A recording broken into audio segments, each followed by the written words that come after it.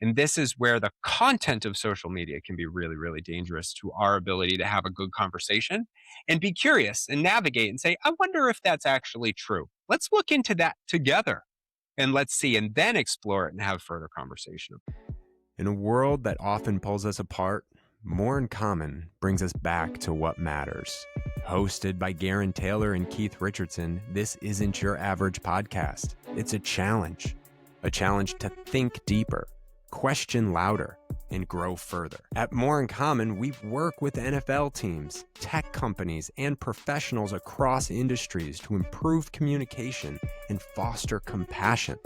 And with a focus on emotional intelligence, we aim to bring a wealth of experience to help you navigate the complexities of human connection. We've never been more connected and yet more isolated. We want to explore the roots of that tension and offer a way back to what we all need: real human connection. Enjoy the show.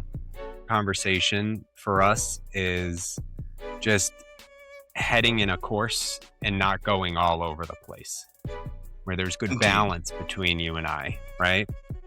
But are you saying you like dancing with me, Keith? I love the conversational dance that we provide, that we work together, you know? That's right. That's why we've worked together. This is the More in Common podcast. I'm Gerren Taylor. That's Keith Richardson. We're just hanging out here. Look, before you jump into anything, I'm gonna do it again. Yeah, like, do it. If you like, I'm not gonna say like, subscribe, do all of that stuff. I'm gonna take do all those things though. Yeah, but like and subscribe. You know, check out another episode. Go back, watch, share. But you know what's really, really helpful for us is if you leave a comment in that favorite podcatcher of yours, especially Apple. I read all the Apple ones. There are so many podcatchers out there, but I read all the Apple ones. So if you do feel inclined, like, yes, we appreciate it. Other people appreciate it. We love it. We love when we read your comment. Yeah, it's exciting stuff. We like to introduce groupthink, right? Like when many people think one thing, we all will gravitate towards it. Oh, absolutely. Are you familiar with the concept of groupthink? Like, no, not really. Yes, and not confidently enough to be like, yes, absolutely, Keith. Yeah, I mean, groupthink is, at the end of the day, when you're with a bunch of people, you tend to gravitate towards a single train of thought, or tend to move in a common direction based on, all kinds of different social biology and social pressure. But one of my favorite examples, and the only reason I ask you if you're familiar with groupthink, has nothing to do with this episode, but is if you're ever walking, like you're in a city and you come to a crosswalk and you're like looking at your phone, and all of a sudden two people in front of you start walking and you just start walking too, even though the crosswalk you haven't looked both ways. Like you're not doing it. It's like, oh, they did it, I'm going, and you're still looking at you look up and you go, wait, whoa, it's not my turn. It's not my turn. Yeah, it's an example. That's crazy, because I feel like that's how algorithms work on social media nowadays. I feel like that's exactly how things get viral, is that kind of... Sometimes you're not even fully paying attention to whatever it is real you're watching, and everybody you're like, At the end of the day, that's what the like button does, right? Is if I'm watching a video and 500,000 people like it, I'm more inclined to like it. If I'm watching a video, or if you're looking for a movie and you look at ratings and you see a 2-star rating, you're less likely to watch it. Why? Because a group of people already determined that it's a bad movie.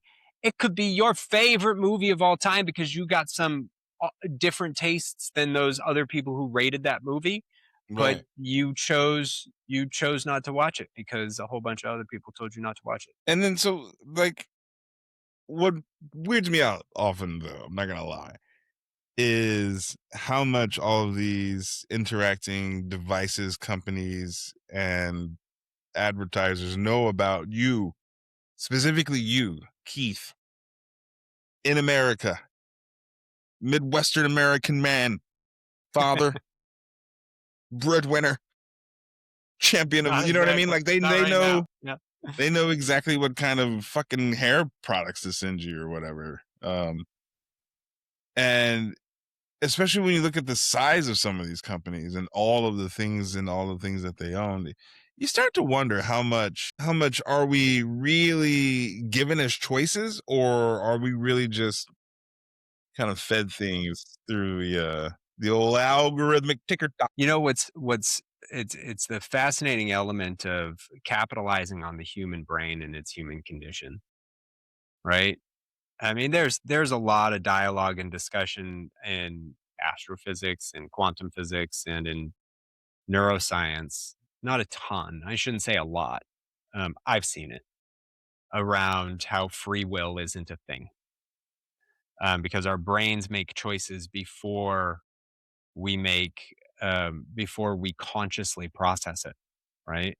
Dolly Chugh, she's an author who studies bias out of NYU, wrote in a book, The Person You Mean to Be, that our brains process 11 million pieces of information. And I've heard the question, how do you determine pieces of information? I don't know. I haven't dug that deep into the research. I trust her as an authority on the topic. 11 million pieces of information subconsciously to 40 pieces of information per second consciously, right? Like our brain, whether it's breathing, our heart's pumping, our synapses are firing, we're Right. hearing things, This is we're that color. There's filtering a out things. bird, the wind, the That's smell. right. All of it. We're just like the world is just like our brain is just happening to us. And then there is some stuff, just some that we're actively processing. One of my favorite examples in this, because we're really talking about is bias, right? And the impact of bias that it has not just on our decision making, but on our memory and how we treat other people, how we navigate dialogue and discussion, how we take these biases and say, "Yep, this is it. This is real. This is fact." And at the end of the day, I think about the contrast effect, and the contrast effect is we have the tendency to choose things that have brighter colors. And so there's been studies done in the contrast effect where people who want to eat healthier, like they actively are asked, like, do you want to eat healthier? I do. So they put in front of them a choice between a bowl of spinach and a bowl of Skittles. Or I'm sorry, kale, not spinach, kale. And I mean, dry kale, it's dark green, ugh, right? And as people go to reach for the kale, because that's what they are want to choose to do, they pick a Skittle. And they might not have ever tasted a Skittle before, but the brighter color they just pick. And then they go, ugh, I wanted to choose the kale. It's like, yeah, but you didn't. And it's not because you're broken, it's because your brain's just doing what your brain does. So then what happens when you're facing a big company like a certain search engine or some other guy with a Some house in social Hawaii's big giant company that knows everything about you and keeps giving you Skittles. Yeah, I think this is the fundamental challenge that we are all faced with when it comes to social media is how do we understand our brains as much as they do so that we can navigate through it. And this has not just impact on how we navigate with social media, but how we navigate with um, each other as a result of the impact social media has on us and what we see and what we process. If we're having a conversation and we disagree and we have fundamental fact differences, um, what is that? What does that look like? What does that mean? Because at the end of the day, it's the connections. That's what we're all about. How do we navigate these conversations? And No, and especially because these interfaces have taken the place in a lot of ways, or attempting to take the place in a lot of ways, of those social interactions, of that dopamine kick that you get from being with your family or feeling appreciated by your community. It does also create these kind of tricky things. But So let's pause there because I think this is a meaningful moment in this conversation relative. Oh, you got me all fired up, ready to go. A meaningful moment in how we see based on what, right? Does it influence this? Does it influence that? So I'm gonna cite Hall and Liu out of the University of Kentucky, who wrote an article um, that was basically an assessment of it was a meta analysis written in a much more digestible way than a research meta analysis, which are include standard deviations and other things. This is really supporting the conclusion that after COVID, people who were engaging on social media actually had a higher predictive quality to have more face-to-face contact. I mean, face-to-face contact is super important to the human condition. That these devices, bless you, aren't necessarily keeping us from each other. They are encouraging more face-to-face interaction. But we are led to believe, and I'm not saying this is some nefarious intent or whatever, through different mediums, whether we watched a documentary and a documentary became culturally relevant or whatever the case, that we are having less and less social interactions because we're more distracted by our phones. And in this research, there are two other pieces that I'll call out. Number one is that the data suggests or significantly suggests that our use of social media doesn't actually replace face-to-face contact. It replaces our use of other media. So instead of watching TV, I look at my phone. Instead of going to the movies, I look at my phone. And it's replacing those things. And it's the emergence of those things that isn't necessarily even negatively impacting our face-to-face contact, but it might be impacting our going outside, or it might be impacting that, but it's not negatively affecting en masse. Now, your personal experience may be different, or you may feel your personal experience is different, but it actually supports more face-to-face contact. The second thing is that people who get addicted to their use of their devices generally have some sort of pre-existing emotional struggle, challenge, or propensity for emotional negativity.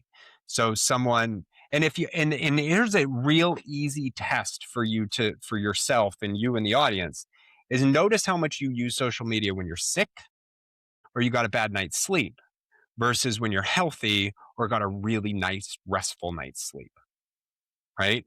See if you can draw a statistical personal analysis of if you use it more when you're sick or you're in a bad mood than if you're in a good mood and you got good rest. So I say all of that to your point and on the meta, using that as an example, is that we do have the tendency to draw conclusions and make judgments and perceptions based on information that we've experienced in some way, but not necessarily based on the predominance of that experience across. That's why social sciences exist, but we're really bad at assessing averages and generalizations.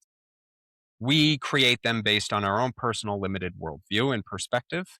And this is where the content of social media can be really, really dangerous to our ability to have a good conversation and be curious and navigate and say, I wonder if that's actually true. Let's look into that together and let's see, and then explore it and have further conversation about it. So I dig that you're saying statistically people are predisposed, but I don't think that discounts that, social media is still designed to keep you compulsively on their device, on the app, scrolling, feeding you the loop in order to try to get their attention there.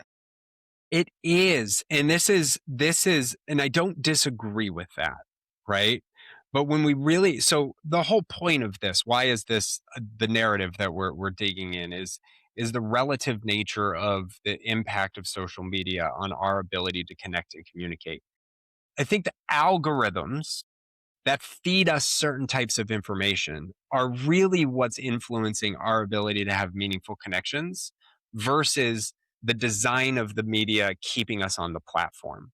Because here's like, if we think about this from a large scale, it may, the doom scroll, we'll use the doom, like the endless scroll, right? I don't have to click more.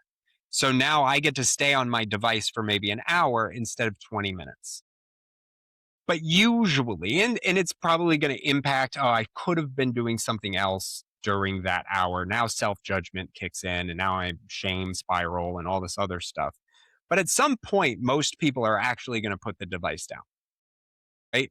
It's not endless. I'm not on there for 24 to 48 hours, right? Less. There's some predisposition, generally speaking, not always, right? Like these are more than the average, we'll say. You are depressed. Now, if I'm depressed and I mean this meaningfully, I might use my phone as a coping mechanism and I might stay on there for 17 to 18 hours at a time, right? Because I don't have anything else and it's giving me meaning or it's creating some sort of coping mechanism for me. And that creates a self-destructive loop. But the issue isn't the endless scroll. The issue to resolve is, why are you depressed? Right? But we now blame the social media for it.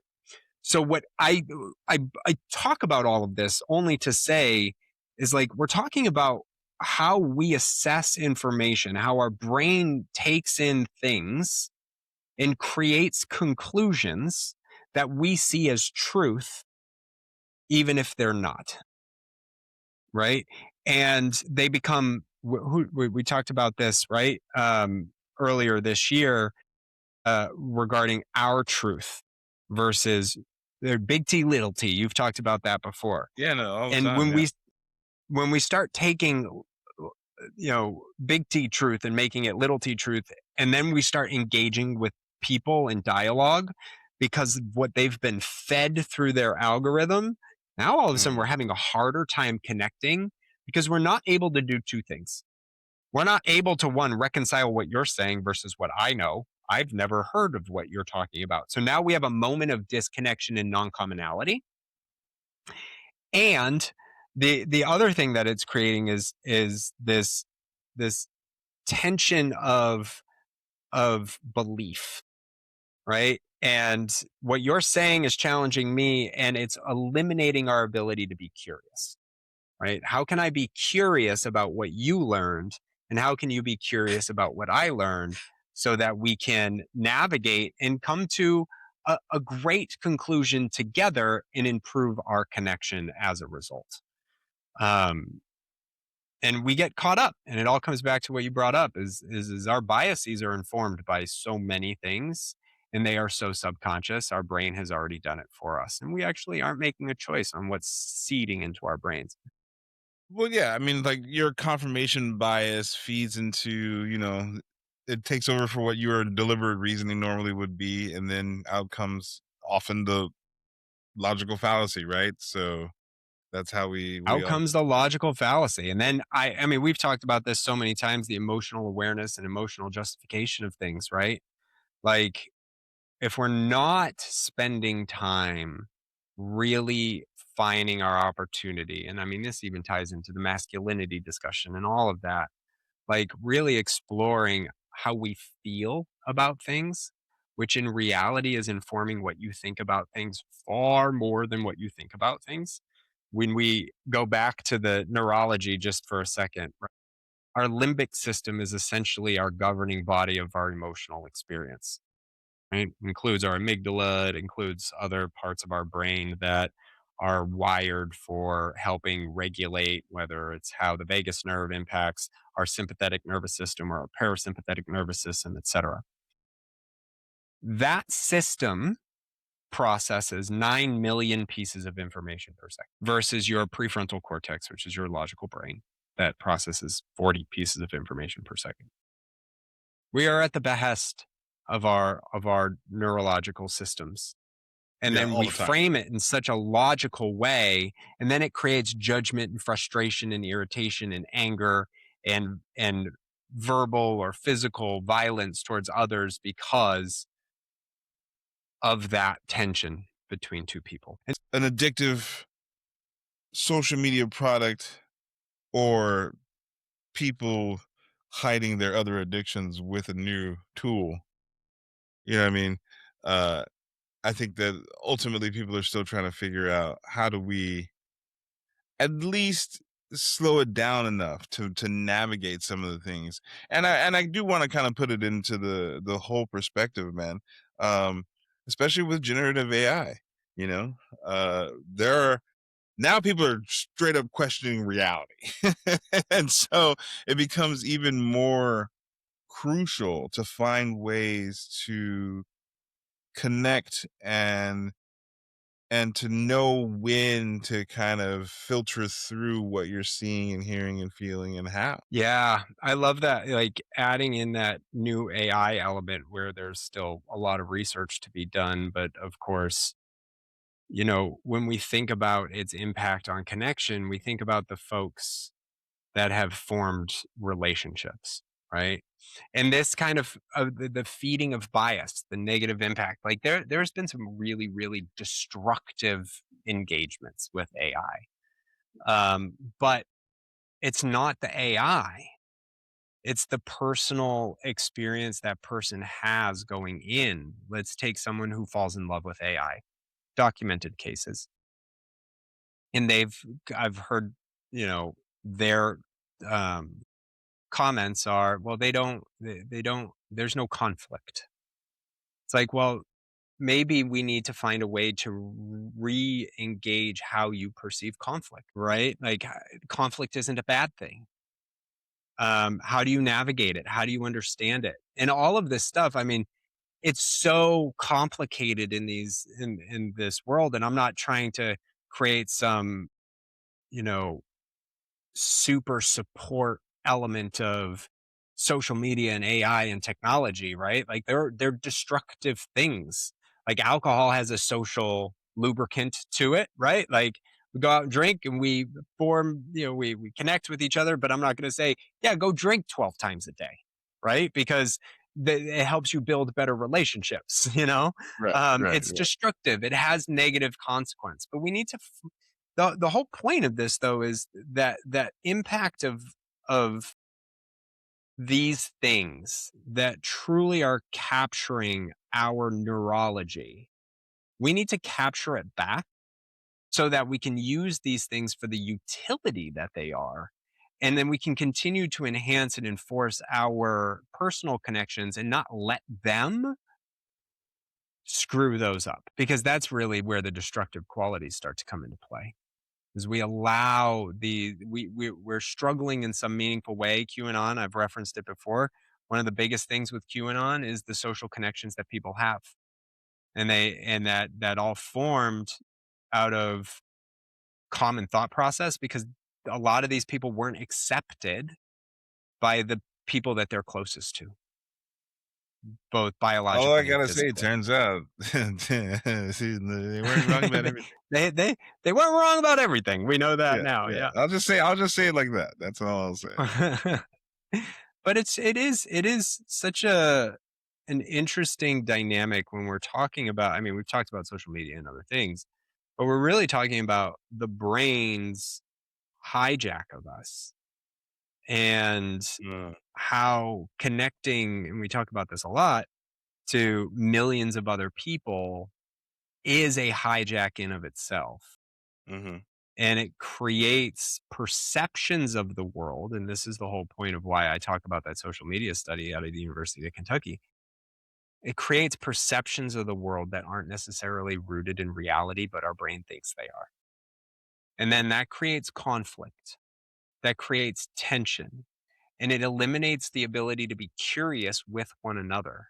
And look, we don't have to be friends with everybody, we don't have to like everybody, but we're dramatically reducing the people that can have positive impact on us in our spaces, our neighbors, our communities, our family members, because of the fact that these social media companies know our brains better than we do.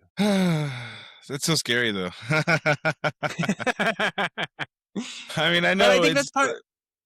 Yeah, go ahead. it's like you're saying, though. I mean, we can try, but they also have teams of people working on this constantly. It's the same thing with fast food, right? Like you're saying about the Skittles and the kale earlier. We know the McDonald's, for instance, isn't no, it's not good for you. But gosh darn it, once you smell those chicken nuggets, you're halfway inside. Yeah. And they just know how to dial up every piece of the brain chemistry to get you in there and keep you going. And it's a lot to And fight. it is a lot to fight. And what ends up happening in these conversations, part of the reason why like I am really interested in the reframe of the productive use of these things.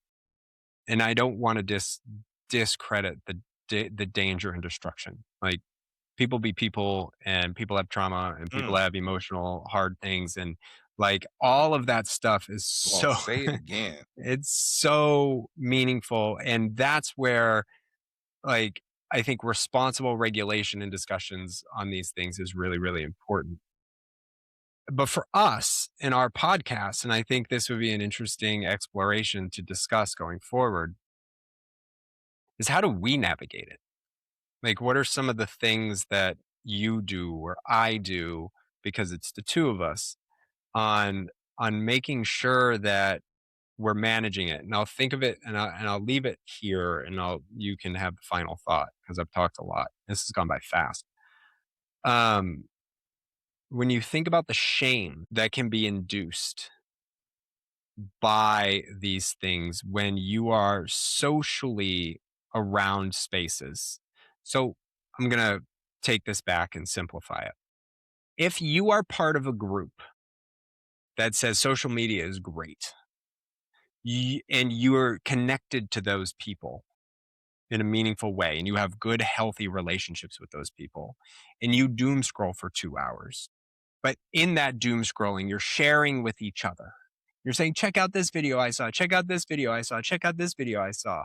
You're going to have a more positive experience on the outcome, on the outside or the other side of that 2 hour social media engagement. But if you've watched that Netflix documentary and you hear about all the dangers of social media and how you're paying attention, like, so when you get caught into this algorithm for an hour and you walk away going, ugh, I should have done something different, right? I should have been. So now that guilt and shame actually leads to a further negative experience, which I would argue is a higher precursor or predictor to your re engagement with that platform again in a negative way. It's not Yeah. the thing itself, it's how we discuss it, the narrative around it, how we engage with it, and how we leverage it as a tool versus a coping mechanism. Well, I think this is functionally a lot to do with my particular relationship with social media in general, right? Because I mean, let's be honest, I'm on it way more than you, pal. So, Facts. as somebody that's more chronically online, as they would say, um, I go back and forth a lot. Um, I make content. I make a lot of content of my own content. And if you don't follow me, Gerren Taylor, on almost all platforms, guarantee on Instagram, I guess. Anyway, the the self justification there kind of comes in. You know what I'm saying? Where Yeah. you're like, well, I'm a content creator, so I have to be chronically online in order to know about trends and what's happening. But like, do I? And But so, as much as I want to you're be, go ahead. no, you're bringing up a really good point, right? Is that the question is, are you sincerely answering that question as I do want to do, like, this is my job, so I have to be on it. And if you can get to a place of accepting that, then what that allows you to do is create boundaries for it. Going back to episode 1 of this episode of this reboot, You create boundaries and say, hey, I need to be on it, so I'm going to be on it for 5 hours today. And I accept that as a reality of my life. And in that, also, you need to create the boundaries of what content you're paying attention to, Well, right? yeah. Because the content is more negatively impactful than the platform itself. And so, how do you curate that and make that the reality so that when you walk away, you're not judging yourself for it? Oh, today. And now you're creating justifications for it. So, you're creating a healthier engagement with it Mm. Yeah. versus a judgment of self in a negative ecosystem. And then evaluate all the other circumstances in your life that might negatively influence your relationship to the platform. Sometimes when that weekly iPhone summation of my hours comes, I'm like, oh boy, ooh, Yeah. Yeah. it's been a while. Yeah. But hey, Yeah. yeah, we keep pressing But I on. think I would really like to continue furthering this conversation about the reframe of what is in order for us to have, I mean, a lot of what we talked about bias today and its impact and just how it influences our perceptions of things, right? And we talk about how it influences our perception of things and how that can have a negative impact on how we connect with ourselves and others. And we've talked the last couple of weeks about this idea again of a stronger emotional experience, which we're not therapists and I'm not going to sit here and create, but what are some of the things that we can do to have stronger emotional experiences with ourselves so that we're not guided by the shames, the guilts, the angers, the frustrations, the fears, the worries, and that we're more guided in a grounded framework that allows us to foster more joy, more passion, more excitement, more enthusiasm to whatever it is that we're doing in a given day. What a bunch to pack in an episode, but that's how we do it, huh? That's That's how the we way do this it. show Then is. it's, The way it's, this show it's is. what I like about it. It's what I like to Yeah. listen back to. Yeah. That's why this is the More in Common podcast. I'm Gerren Taylor. That's Keith Richardson. Like us, subscribe us, leave us a comment. Talk to us, people. We'll talk back. We'll be here, and we'll see you soon. Peace. Deuces.